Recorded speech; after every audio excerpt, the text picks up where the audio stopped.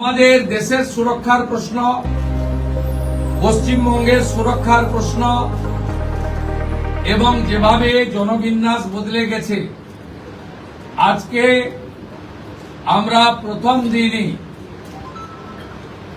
আমরা কেন্দ্রীয় স্বরাষ্ট্র দপ্তর তথা বিএসএফ এর সীমান্ত সুরক্ষিত করার জন্য জমি ট্রান্সফার প্রক্রিয়া আমরা আজকে অনুমোদন দিলাম এবং আজ থেকেই ল্যান্ড ট্রান্সফার প্রক্রিয়া শুরু হবে। ভূমি ও রাজস্ব সচিব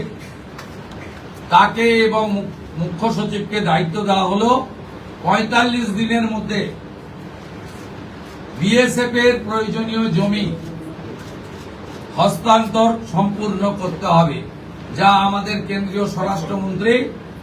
নির্বাচনের